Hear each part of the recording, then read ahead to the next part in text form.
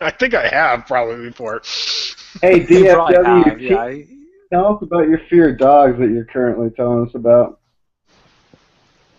No, there's no fear of dogs, but this guy is You are fucking. absolutely scared of dogs. No, I'm not. I'm scared of fucking 110-pound dogs that charge me the second I enter their airspace. Is there a fence between you?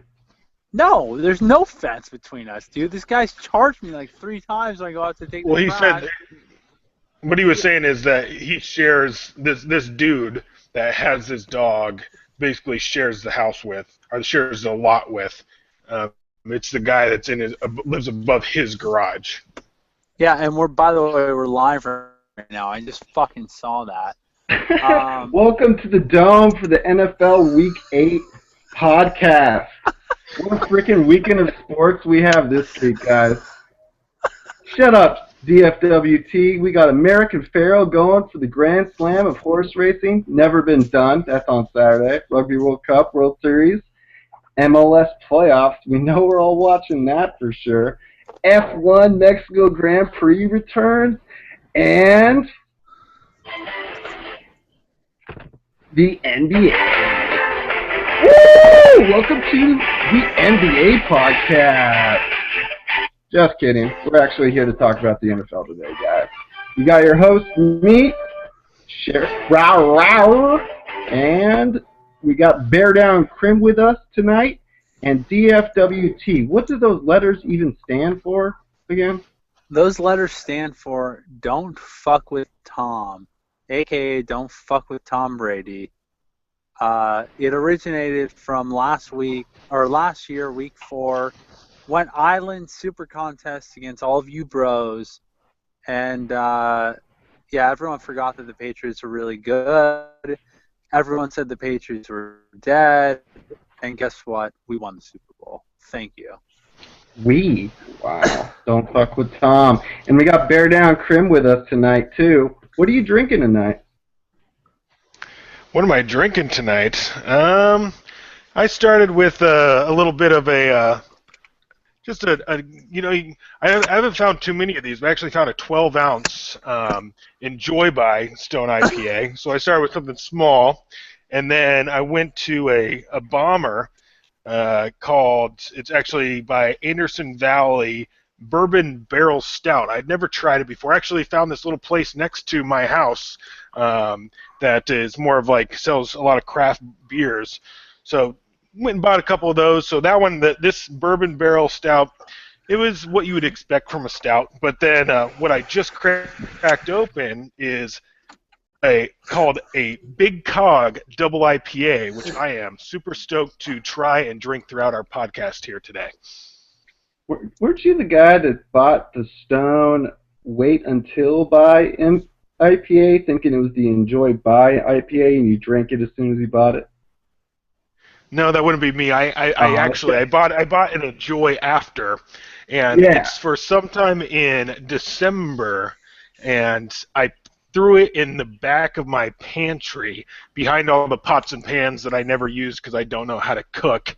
So I knew I would never look back there, so I wouldn't be tempted to drink it. And it's coming up. I'm only 2 months away. Actually, at the place today, I asked the lady how important it was to wait until that date. She said you could still drink it now, but if you really have patience, it's going to be a lot better. So it's sitting there, just waiting for me to guzzle that thing down, and I cannot wait. Bear Down Crim, can I ask you something? Does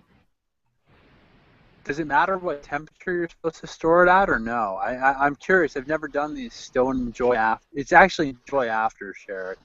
Not Don't Enjoy Until. It's Enjoy After. Does it matter what temperature you store it at? So since I believe this is a relatively new thing from Stoners, I didn't catch on to it until last year. So I believe it's relatively new, so I have not had one before. That's one of the reasons why I'm so excited. But it's supposed to be stored in like a cellar-type environment.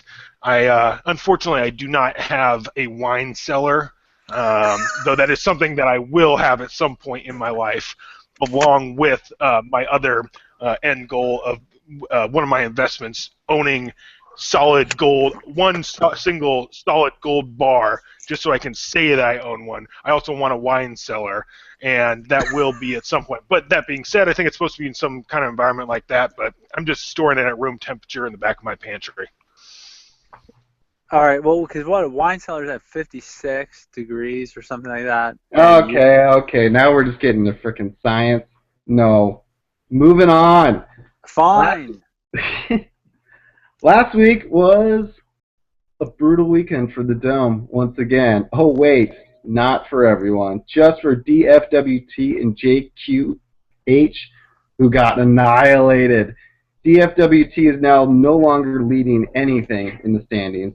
I mean, if you're not first, you're last, right? So that leaves Row, oh, that's me, on top of the against the spread standings. And we got the Big Show leading Super Contest after a 4-1 week.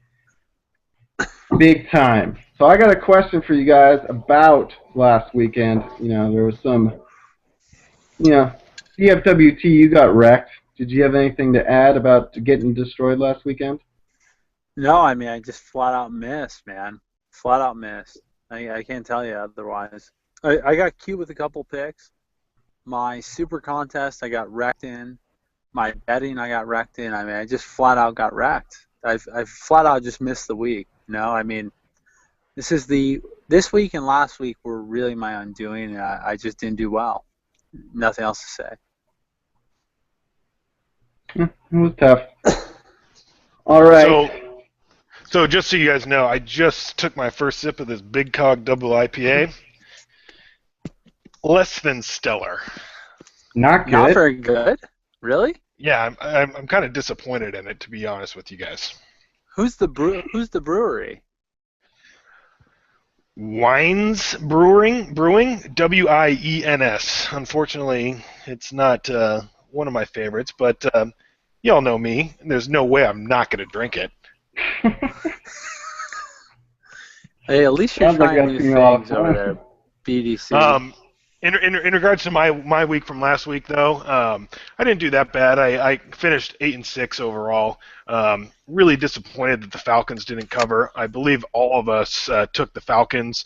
There was missed 50-yard field goal, and then they had that last possession inside the 10 where they went for it on fourth down, try to punch it in, get it out of reach. They really should have covered. Unfortunately, it just didn't work out. I took that as a Super Contest that would have helped me a lot. But hey, can't win them all. Hey, I think it's worth noting, Matt Bryant is literally one of the best kickers in the NFL, and for him to miss that any field goal is eye-opening. And he missed a fairly easy field goal, honestly. I'm so sick of kickers. No, I know, but there's about 5 really, really good kickers in the NFL, and Matt Bryant is one of them. Guy's been very consistent. Did you see Justin Tucker fall against the Niners because their stupid turf sucks? Yeah, that's crazy, right? I do. Isn't the Super Bowl there? Is it? I don't know. No, it is. The Super Bowl is there, and apparently they've had issues with that turf or the grass, whatever they're playing on. Since day one.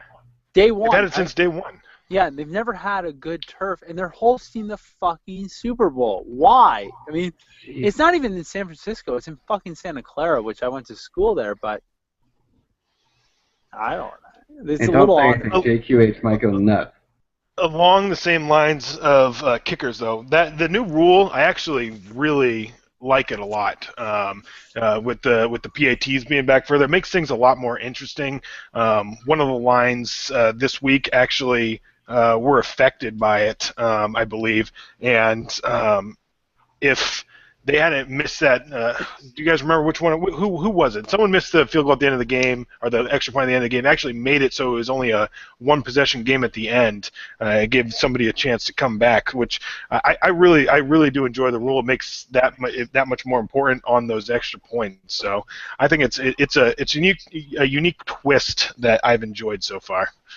What I'll say, everyone in the world has enjoyed it except for Josh Scobie. Josh Scobie has not enjoyed the switch to the 33-yard PAT. Well, Josh Scobie is now unemployed, so yes, I think that's a Sorry, valid Josh. statement. Sorry, Josh.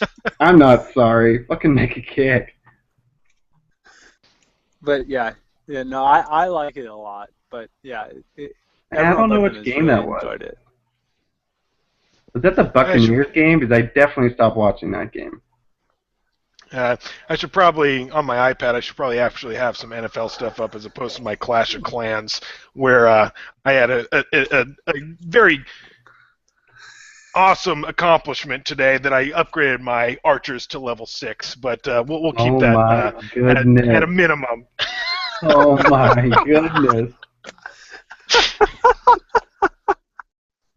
Man, I think the Hey, NBA, what is the talking about max the level? NBA would have been What is fine. the max level for Clash of Clans? Let's educate all of us here.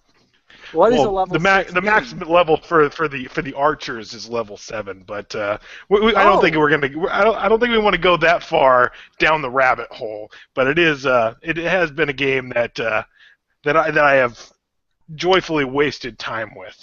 Have you ever spent money on it? Yes. Oh, that's so awesome! How upset were you when you were typing in your credit card information? Well, it's part of my Apple account, so it just they just my make password. it so easy. They That's do. how children pay like $10,000 in their parents' bills. Wait, I think I how only much? spent like $5-10 though. It wasn't much. I just had to get that 5th builder. It really made a difference. Early levels. Oh my God! Goodness sakes! Let's get back to the NFL last week. Hold on. So, I mean, I'm looking at some of these teams now, like the Saints with a 3-4 record. Like these teams that I figure were completely out of the playoff race. They actually aren't mathematically eliminated. So I'm going to go through some quick names here. We'll start with the AFC. I'm going to want both of you to tell me if you think these teams are going to make the playoffs or not. Starting with the Dolphins. No. What about you, Bear Down Karim?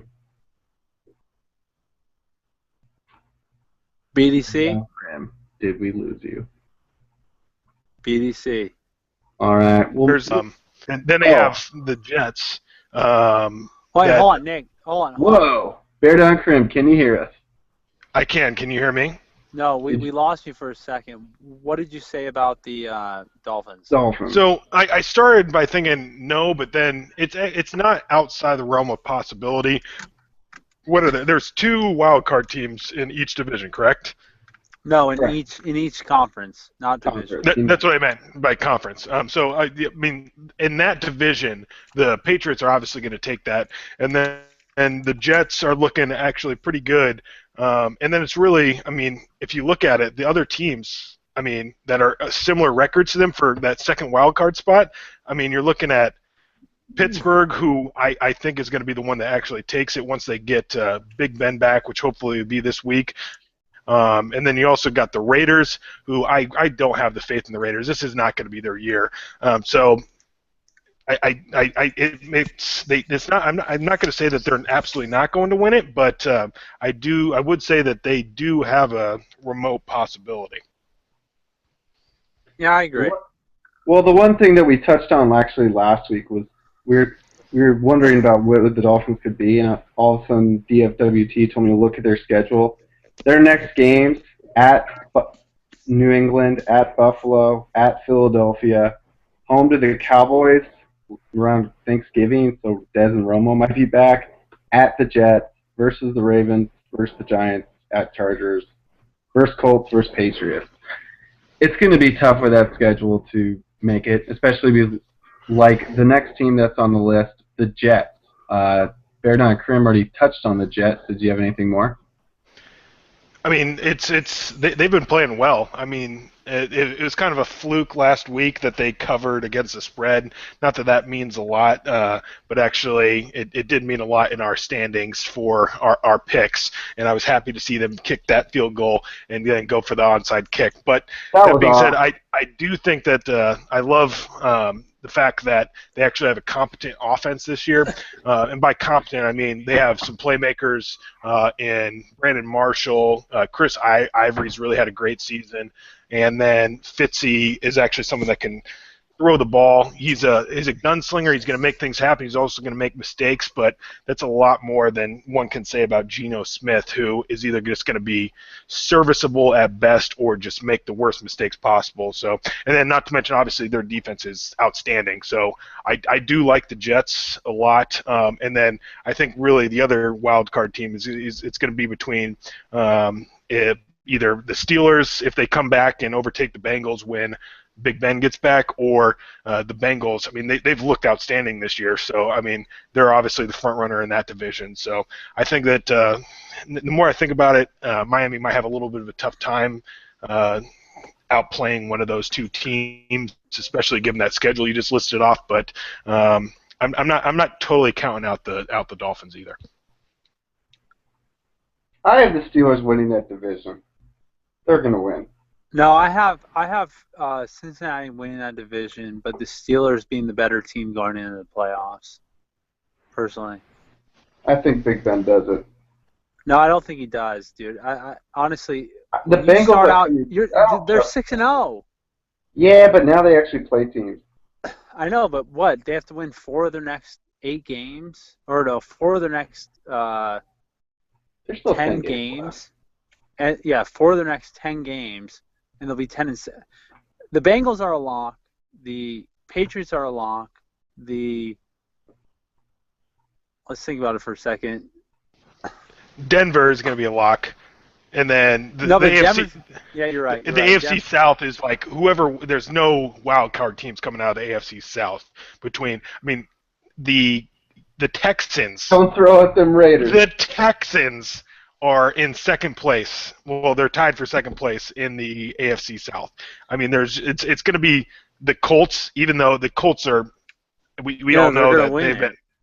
I really do think they are going to win that division, but I mean, they've been, not the best team so far this year. There's going to be no wild card teams coming out of the AFC South. Wait, let's run through it real quick. The only potential wild card teams, because I think we all agree on the winners. The only potential wild card teams here are Pitt, who I think will get one of those spots, and then the Jets. I think it's the Jets, and then I guess the only other team I can throw in there is the Chargers. Seriously, the Chargers could do something crazy. Would you pick the Chargers or the Chiefs, DFWT? I pick the Chargers. Yeah. I really would. Yeah, but then you saw this last weekend, and they got freaking smoked by the Raiders. No, Island with the Chiefs this weekend. Listen, I don't feel good about that, but I'm telling you, the AFC is pretty well set for the 6 playoff teams, right? The Chargers are a long shot, or the Chiefs going crazy, or the Dolphins going crazy, right? I mean, right now we're looking at the AFC. What about the Bills? The AFC has 4 winners. The 4 division winners are pretty cut and clear, I think, in my opinion. And then it's the Steelers, the Dolphins, the Steelers, the Jets, 1 and 2, and then it goes, all right, maybe the Dolphins and maybe the Chargers, if we really look outside the box, right? And that's it. I mean, there's no one else that can compete. I mean, the Ravens. Buffalo. I don't think the Raiders are going to really do anything when it actually comes down to them playing some people. But Rao actually is a. I understand your comment. The Bills. I do like the Bills if they can get Tyrod Taylor back. He comes back. Yeah. Yeah, I think they just lost to Jacksonville. E.J. Manuel's not an NFL quarterback. Tyrod Taylor might kind of be, which I didn't want to happen, but it seems to be okay. No, but you're going to have to win 10 games. Is he really going to beat out those other teams that we talked about is all I have to ask. I mean, it's not like the Jets and the Dolphins are I could very easily not trust either. All right, I really like the Jets B. Wait, by the way, the Jets and the Steelers are both really good. Yeah. So I like the Steelers a lot. There's one spot, and it's going to come out of the north, or the east. AFC No. Hold on. Raw. Let's recap something. we establish the division winners, and then we establish the wild card teams as the Steelers, the Jets, the Dolphins, and then whoever else you want to name. Bills and Chargers. And do you really think that anyone will overcome those other two? I mean, I think all of us believe that the Steelers will be the team, right? I'm saying the Bills could.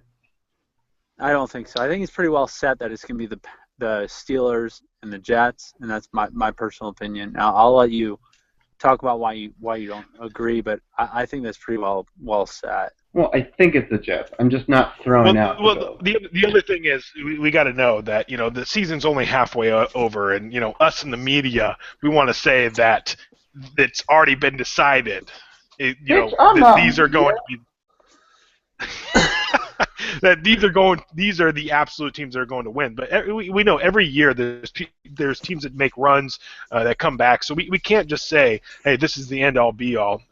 So I wouldn't put it out of the realm of possibility that the Bills could make a run, or the Chargers. I can't get on board with the Chargers after just getting smoked by the Raiders this week. That was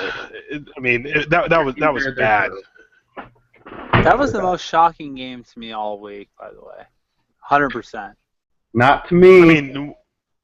Ra was the only one that went with the Raiders on that island pick, which, more power to you. WT was on an island of a super contest pick there. I did. But I have to say, it's hard. If you're a betting man, would you bet that the 6 teams that we mentioned as the playoff teams would end up there? I mean, the AFC is pretty well set to me, honestly. As crazy as it sounds, I bet you one of those teams ends up out, right? Either the Steelers or the Jets. But, the Steelers are really freaking good. And the Jets looked good against the Patriots. Honestly, I know that game was 10 points.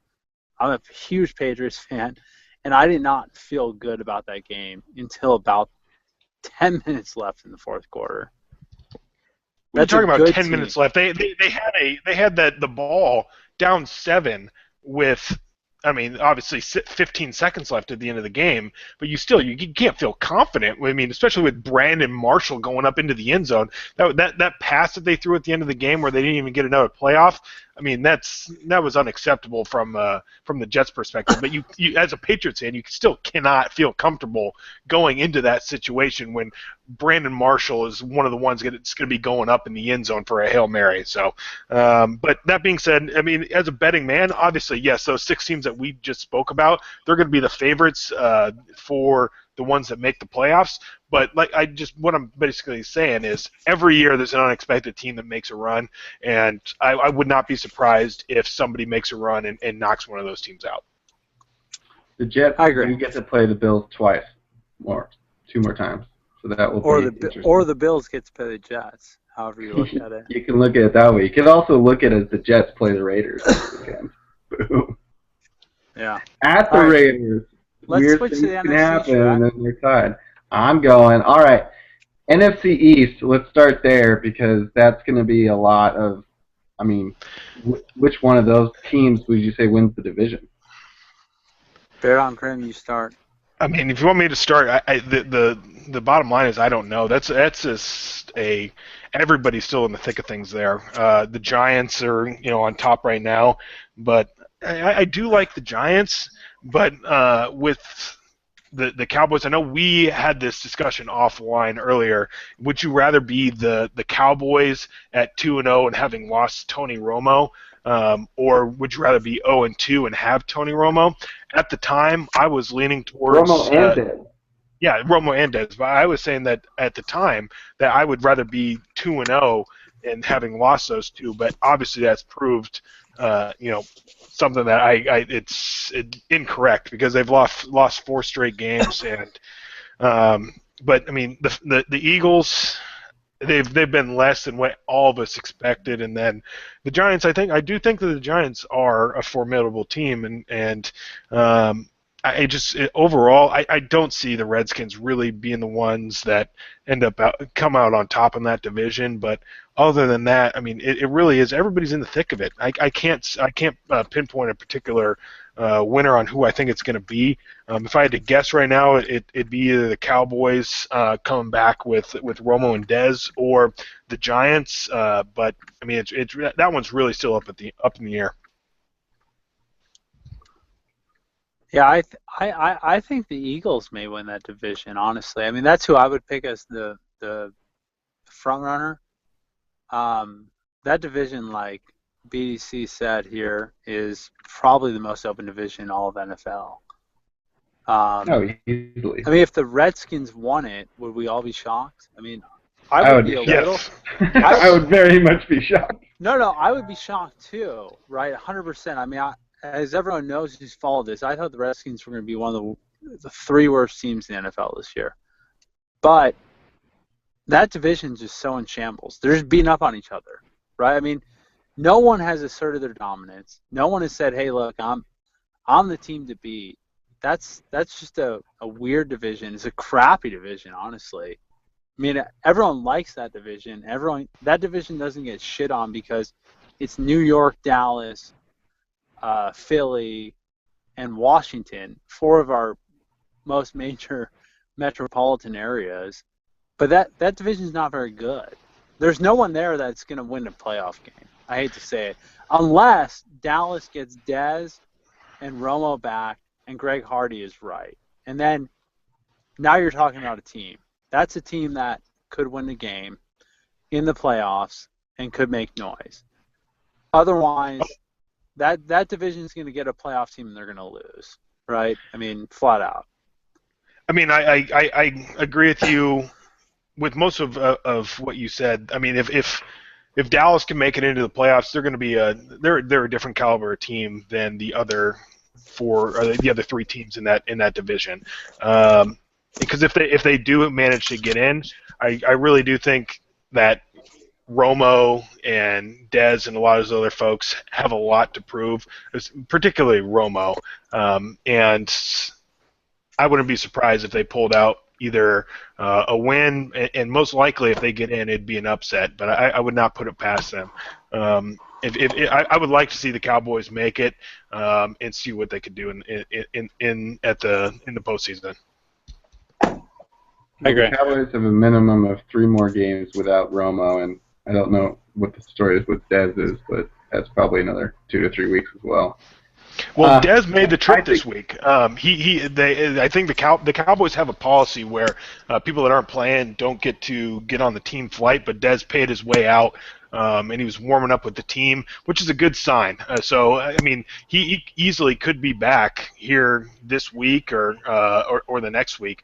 So, I mean, that is a really good sign because, as we all know, Dez is a game changer. So, the sooner he get out there, they're going to have a lot higher probability or a better chance of winning any ball game than if he's sitting on the bench. So him paying his ticket, I like that a lot from a leadership perspective, and then also I do think it is indicative of how close he is to returning.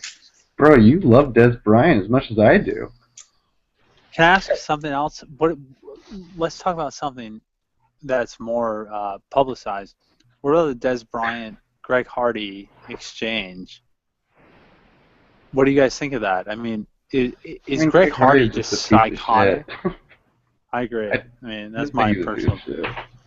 But I don't want this to be aired if that's happening because I would be afraid for my life. But I would be real scared. Yeah, I mean that guy is real scary. He is a top 5 pass rusher in the NFL, and he is scary, and he does not seem to have control of his emotions. So I agree with that on the general principle, but that being said, an NFL team really can benefit from some of that, as you call it, quote-unquote, psychoticness, right? Because that is, if it can be channeled correctly, that is the type of play that a team needs in order to really take it to the next level. I mean, there's going to be when as an offensive lineman lining up against him, you don't want to be facing that craziness either, right? So it is something that can be a tangible advantage for your team. So while what he did, I have more of an issue not with Dez Bryant and Greg Hardy getting into it. I have more of an issue of his slapping the clipboard out of his defensive coordinator's hand. And, special teams, by the way. Special teams coordinator. Okay. Whatever it might be, right? I have more of an issue of his revolt against authority, because that authority really is important. I know that talent and players are, obviously very important, but somebody needs to corral those guys and put them in a unified effort to make an impact on the game, right? So I don't like that. I think that's more of an issue or cause for concern than him and Dez getting into it, because Dez is equally as hot-headed as Greg Hardy appears to be, and that could be a good thing if channeled in the right direction. It's just a matter of, but those coaches need to channel that in the right direction to be able to focus that in that passion and enthusiasm against the other team, as opposed to focusing that on their teammates and players that they're ultimately on the same side and trying to achieve the same ultimate goal. I agree with you 100%. By the way, I think that was great. I think you nailed it. Yeah. I'm sorry, BDC. Yeah. I think he just needs medicine. No, so I mean, I think we should move on for the NFC East. I mean, we'll see what happens. There's a lot to be played out there. I still think the Giants. I think the Giants are good. They'll have bad Eli games, but then he comes back and has a great Eli game and wins. I think they'll get it, but I could see what? You want to know what I want to get to? I want to get to the NFC South, because last year the NFC South was like the laughing stock of the league. The winner of that division wasn't even above 500, and yet now we have two teams. It's like the NFC East this year. Wait, do you remember the stat I put out there? Go ahead. Don't fuck with Tom. Do you remember the stat I put out there? How bad they were last year? They were literally one of the worst historic conferences or divisions in recent memory. Like, it was them versus the AFC South this year, right? And now they have two teams that have won as many games as they won all year last year almost. I mean, they're one game away, right? It's unreal. I think it's amazing. It's just like the... Yeah, one away. Wow. I mean, you think of all the parity in the NFL, and that's why the NFL is great. Yeah, it's just like last year, like people were laughing at them, and all of a sudden you have a 6-0 undefeated Carolina team and a 6-1 Falcons team, who I personally think that they're awesome. They've been playing really well. This last week against the Titans, I was shocked that they only beat the Titans by 3 points. As we had mentioned earlier in the podcast, that it was kind of surprising that they didn't score at the end of the game a couple of times where they had opportunities. But that being said, they still won, and that's the most important thing in the league is the wins and losses, whether you get that win or that loss. And you have those two teams at the top, and Tampa Bay. I mean, sucks. They're a lot better. No, they're a lot better than they were last year. Like, their offense. Jameis Winston. Yeah, he has his ups and downs, but the muscle hamster, he's back to a certain extent. Don't call him that.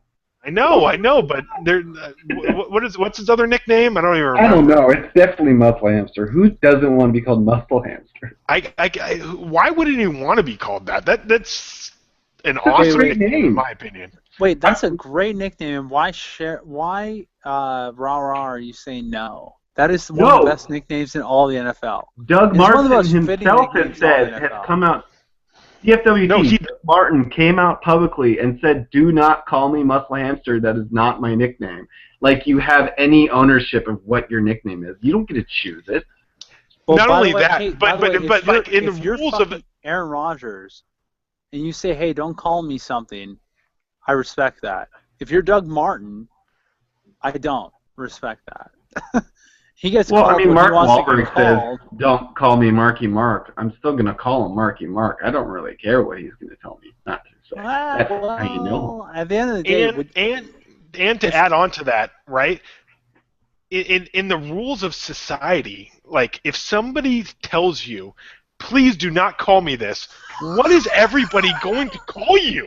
Yeah. It's like that. It's that much more of an incentive to be called the muscle hamster. So I Now I feel want like to get it tattooed on my forehead. there's no way that he does not know that. So I feel like that secretly, that's really what he wants to be called, and he wants that to stick. So that's why he made that public claim.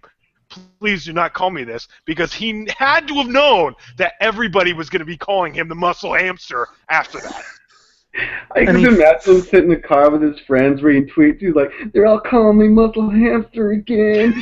Yeah, he's all secretly happy. Freaking weirdo. I don't like Dogatron. I don't like Dogatron. He's never going to be a this podcast. Hey, don't sell us Never, short. because we're calling him Muscle Hamster. Yeah, until I tweeted at him every day. "Yo, Muscle Hamster, check out this podcast." And then he's going to literally say, "Rah rah, I'm going to kill you." Well, that would just be a huge step that was so unnecessary. I still like that he's having an awesome year, especially when BDC actually is winning with him somehow after being killed. How many years in a row have you had him? 2 or 3. I drafted him the year after that he had the breakout year, and when he had that breakout year, I was like, okay, I got this guy, and he has done absolutely jack shit with me once I drafted him. Well, he's doing great. I didn't know until I was offered him a trade. I was like, oh wow, look at that. Not by me, in one of your bastard leagues, at least. It was absolutely a bastard league. The only one I'm still actually in since I'm. Hey, I got my first win this week. Alrighty. All right, moving on. So, I think. Would you all agree? Arizona Cardinals are going to win the West. Is that too big of a step? Yes, I do believe that. I think that the Cardinals are legit. I know that DFWT is probably going to make a claim for the Seahawks, but I really like the Cardinals, what they've been doing, and I think that they'll continue to do that. I feel confident in them winning that division. Well, hold on, DFWT, before you go. What I wanted to take, so we're going to get one team from the East, one team from the North, maybe the Vikings as a wild card. The South, are we going to say that the Panthers and the Falcons are going to get in? As of right now, that's what I believe. I do. I think that they're both good teams, and they also have the benefit of playing against the Saints and the Bucks. I know I just kind of put in a plug for the Bucks, but still, the Bucks aren't as good as Seattle or the Rams or some of the other teams the Cowboys or the Eagles. I mean, whoever it might be, it's still not as strong a division, but I think those two up top, especially given the fact that they already have 6 wins, I think that there's a good chance at one of them getting the wild card spot. Okay. Yeah, I agree. DFWT? Okay, so that puts us, because I agree as well. So that's the Panthers, the Falcons, the Packers, someone from the East, and then, we got the West. And so the West and the Vikings would be either we could look at a winner of the West, and also, what do you think about the Vikings? I'm going to send this over to DFWT. Who's going to win the West? I don't see any way that the Cardinals and the Seahawks are not in the playoffs. I honestly just don't see any way that those two teams are not playoff teams. because they're honestly two of the three best teams in the NFC to me. Like, to me, those are two of the three best teams in the NFC. The Seahawks, the Cardinals, and the Packers are the three teams to beat in the NFC. And if the Seahawks don't make it or Cardinals don't make it, I'll be shocked. It's very possible because they have hard schedules, but I'll be very shocked if it doesn't happen. Honestly, that's what I'm wondering. They beat up on each other. No, I know, but at the end of the day, if they don't make it, it's a travesty because literally they're two. To me, the only three teams I can see in the NFC playoffs or NFC Championship are the Packers, the Cardinals, and the Seahawks. I can't see anyone else. Okay, so here's something I think we should run through. I like the Rams. So here's something I think we should run through because I think that we agree that it'll be between the Vikings and the Seahawks for that last playoff spot, that last wild card spot. So here's the schedule that the Vikings have left. You have the Bears, the Rams, the Raiders. So those are relatively. At the Rams or at home against the Rams?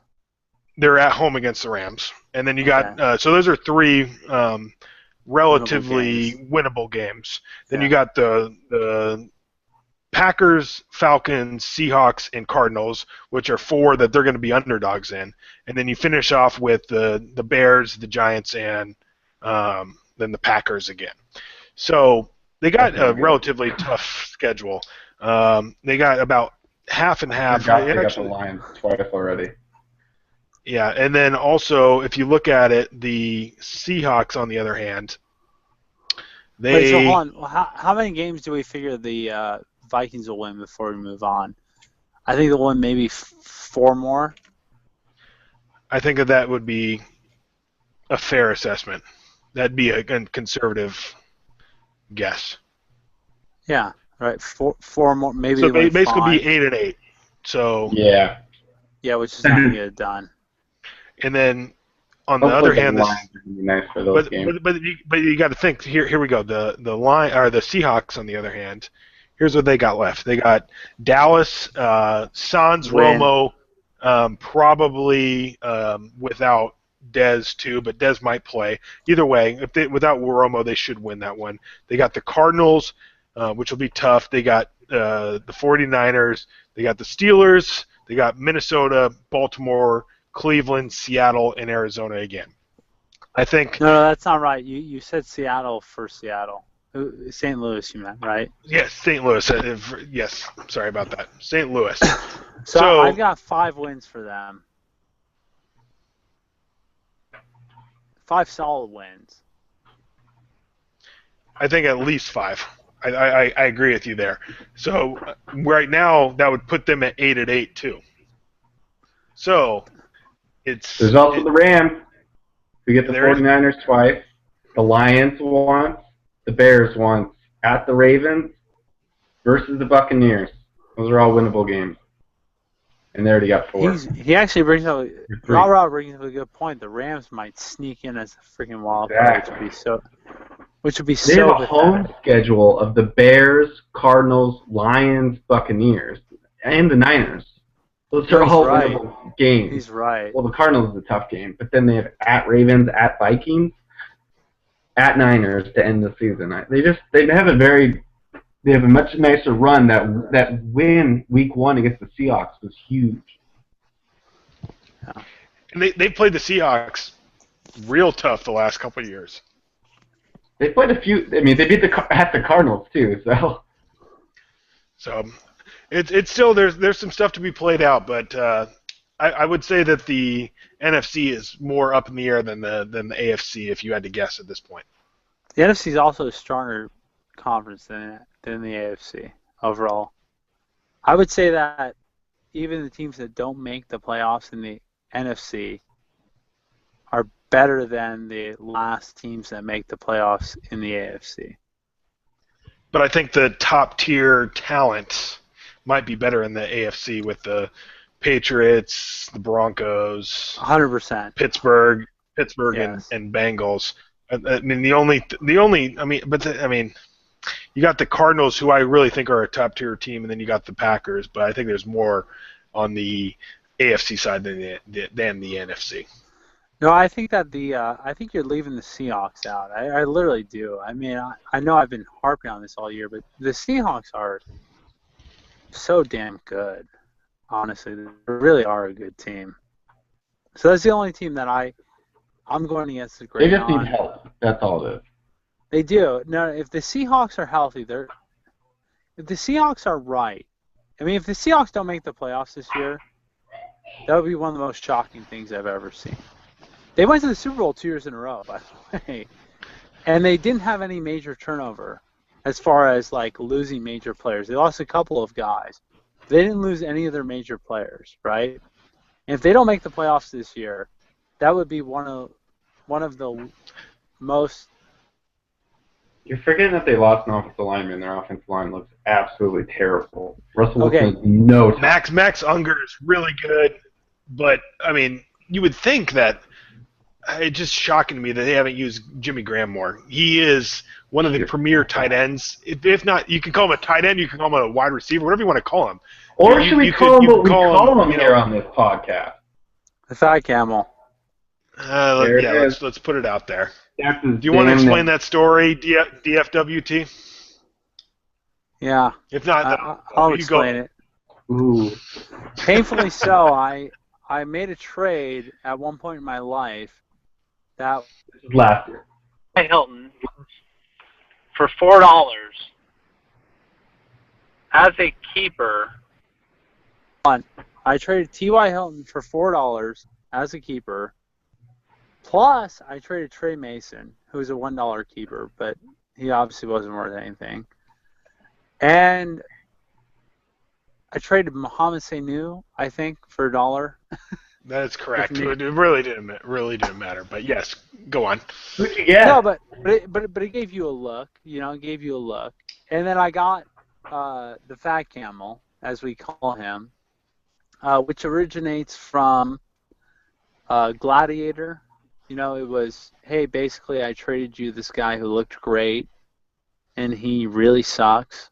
And never produced or reproduced or whatever you want to call it in any capacity after the trade.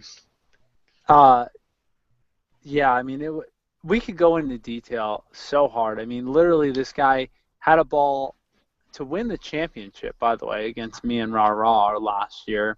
Who won? Had a ball on the line, and instead of scoring the freaking touchdown, he gets ripped, and it's an 8-point swing, and I'm still mad to this day about it. I mean, the guy. You should be. The guy literally sabotaged my whole lineup, and he's now sabotaging Bear Down Crim's lineup because I think it's the curse of the FC. I didn't run around my house when Joey Bell scored that game-winning touchdown. Yeah, that was crazy, dude. We had just for you, those of you who don't know, DFWT was able to assemble one of the best fantasy teams ever last year, and lost. I confirm that. I mean, no, literally. I also confirm he's talking about himself in the third person of his second person. It was the best fantasy team that I had ever seen comprised. You it was good. Gave up. You mortgaged a lot of your future talent because considering it's a keeper league. But your currently the team you fielded for last year during the playoff run was tremendous, and you still lost. Let me state it. It was in a 12-team standard league. Tom Brady at quarterback, who was phenomenal down the stretch. Adrian Peterson was out. Jamal Charles, Matt Forte, Eddie Lacy at flat running back, flex, right? Brandon LaFell at WR1. Roddy White at WR2, who was very solid last year. And then the FC at tight end. That team was stacked. And I lost to... Not stacked enough. You lost to Rao 3 times that last season. All right, enough fantasy football, bros. No, but we had to speak Cam about Newton. the FC, dude. I want to talk about Cam Newton. Hey, Row, how are we looking on time? Because we don't want to make this a 2-hour podcast. How are we looking on time? It's up there. It's up there. Well, I'll just keep talking. Right. I don't care. It's not like we have any real. No, this is it. We'll move Cam Newton next week because I know DFWT wants to get to Cam Newton. We're going to definitely do that next week. No, let's talk about Cam. Oh, you're going to have to wait till next week, all right? No, He's not going anywhere. He's not going anywhere. Fine. All right. The Lions named a new offensive coordinator this week. I don't know if you guys heard about that. He's a 30-year-old offensive coordinator who has called 0 plays in his college and professional coaching career. He is a man who was charged with aggravated burglary after allegedly getting into bed with a woman after climbing into the window of her apartment and stripping down to his underwear. He's 30, so this wasn't that long ago. Also, his name, Jim Bob Cooter. Cooter is his last name. Yeah, the Lions suck. Yeah, that's pretty ridiculous to me. It almost made me, that story just made me giggle. Yeah. Oh, man. I found that out today. That was horrible. The other thing I was going to bring up was the Dallas 2-0 without Dez and Romo versus Dallas 0-2 with Romo and Dez healthy, as BDC brought up earlier. I thought that was the craziest thing ever that you guys... Wait, no, that's the opposite. Anyone would think. No, they're 2-2. They're 2-0 with those guys. 2-0. Oh, yeah, you're right. 2-0 with... No. 0-2 with Romo and Dez healthy. That was they were 2-0 without Dez and Romo. And it was, would you rather have Dallas 2-0 without Dez and Romo or Dallas 0-2 with Romo and Dez healthy? And I thought it was clearly Dallas 0-2 with Romo and Dez healthy because it's like 8 weeks or something. I agreed with Ra on that. By the way, when it came up, we can go through our text stream if we need to, but yeah, I agreed because I'll post you on the web. No, it was true. I agree with you because those guys are so damn good, and they are good. Not having them healthy is a huge detriment. Well, I might have missed the question. They were 2-0 before when they were healthy, and then they've lost 4 straight games since. Yeah, so after they were 2-0, both those guys were announced out for like 7 or 8 weeks, and there was text going on about would you rather be Dallas 2-0 without Dez and Romo like they were, or Dallas 0-2, so give them losses, but that means that Romo and Dez were healthy. Which situation would you rather have? Yes. Okay. Yes, I understand what you're saying now. And at the time, I was a firm believer. I wouldn't say firm, but I would say I was a relatively strong believer in thinking that they should have been. I would prefer to be 2-0 without Dez and Romo being healthy moving forward, just because the NFL is as difficult as it is to win games, and there are players that really should be capable backups, and because if you're in the NFL, you're still a solid player. But that being said, as firmly as I believed at that time, and I argued for it, losing 4 straight games. I mean, I didn't see them losing it to the Saints. I didn't think at that time that the Falcons were going to be as good as they were. I expected a loss against the Patriots, and I thought that the game with the Giants would be a close game. But that being said, I mean, hindsight is 20/20, and I got that one wrong, and I'm happy to admit it. But hopefully that those two get back sooner than later, because I'd like to see them make a push for the playoffs. I like it. That'd be cool. We all know JQH will like it. What was that, DFWT? You're cutting out. While he's cutting out, I'll throw in a little tidbit. I was going to say, hold on. I just crashed my second bomber. Ooh, baby. Moving on to number 3, question mark? Hold on. I might do that. Oh. I was going to say, we all we all just, I think it's a very common thing that we all discredit the wide receiver position because that's what the is NFL. 10, maybe top 5 receivers. They're very, very good. Hey, DFWT, I'm just throwing it out there that you moved your car again, didn't you? Wherever your podcast location is very hard to hear. And so as good as your point may be, no one can hear you. So it's actually a shitty point. For the record, can you hear me now? We can, but I just want to give a context for our listeners that DFWT, as good of a father as he is for our podcast, he is in the central time zone, and since this is getting late over there for his wife and daughter, he elects to go outside of the house into his car to do the podcast so he does not wake either of them. And so we try to get it so that he parks in the optimal area so his cell phone has the best reception, but I think he just moved his car again since he knows that the podcast is coming to a close quickly. Well, podcast he also mentioned to get in his car, drive to a store, buy a beer, open said beer, drink said beer, all in the background of the podcast without me knowing, which was pretty remarkable.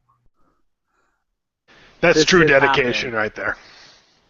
But this podcast, I literally only walked to my front yard. I thought I stayed within cell zone. I've not left my premises or property. But I apologize. You know you're going to get attacked by a dog because you're super scared of dogs. No, I'm not. Speaking of good beers, so like I said, I just finished the Double Cog Double IPA, which I was not thrilled with it in a positive sense, trying to be as positive as possible. But I just cracked open the Doomsday Nuclear IPA, and well, I don't have any ginger, you know, that like you eat when you're eating sushi to cleanse my palate. This one already is tasting better than the other one, and not only is it I don't know if it's because I'm already 2+ bombers deep that this is gonna, you know, I'm just enjoying it no matter what, but it feels fresher than the other ones that I've had today, and it's the one that I think if I had to choose and elect to purchase again, it's gonna be this one. Oh, can I ask you, Bear Down Crim, you said you were 2 bombers deep. You only mentioned one that you had crushed, one that you're on. You missed one while you were cutting in and out. So my first, so I had a 12-ounce Enjoy by earlier, and then I moved on to a bomber from Anderson Valley Bourbon Barrel Stout, which I thought was okay, but it tasted too much like a stout. I mean, it's what you would expect. I'm more of an IPA guy, so I guess I was just hoping, because I love bourbon, that it would put me over the edge to really love that one. Then I had the Big Cog Double IPA that I just finished, and I wasn't really thrilled with it, as I just mentioned, but I just moved on to the Doomsday Brewing Company's Nuclear IPA, and I actually I've enjoyed it so far. Okay, well, because you said you were finished with 2 bombers, and earlier you mentioned the 12-ouncer, and a 12-ouncer is not a bomber, but yet a 12-ouncer. It's the higher alcohol too. Yeah, so I've cashed 2 bombers and I've cashed 1 normal beer, if that's how you'd like to put it. And I'm now on the 3rd bomber. Well, don't get all Jim Bob Cooter on us and end up in a woman's apartment stripped down your underwear. So Jim Bob Cooter, you know I'm not good with pop culture references. No idea where that's coming from. Yep, that means I don't either, but it sounded hilarious, so I went with it. Jim Bob Cooter is the Lions' new offensive coordinator. We just talked about that. Yeah, Jim Bob Cooter. Oh yeah. That is the worst name ever. Alrighty. Well, I'm going to take Bear Down Crim's lead myself and go pour myself a nice glass of whiskey. Any last thoughts? No, this is great. Great talk. Enjoyed it. Talk to you guys next week. Good job. In short, I think that I'm ready to. I'm a little bit back in the standings. For anybody that's listened this long, you obviously are dedicated listeners, and we apologize that What up, Mom? a couple of us are, we're right around 50%, and I guarantee you that moving forward, based on last year's picks, and I know that our how well we've done in the past, we are going to more than overachieve for the rest of the year, and we're going to do really well. So continue to listen, continue to visit the site, and we are going to bring you to the promised land in terms of the cash you're going to make by following our bets. All I know is I'm going to win all your money later.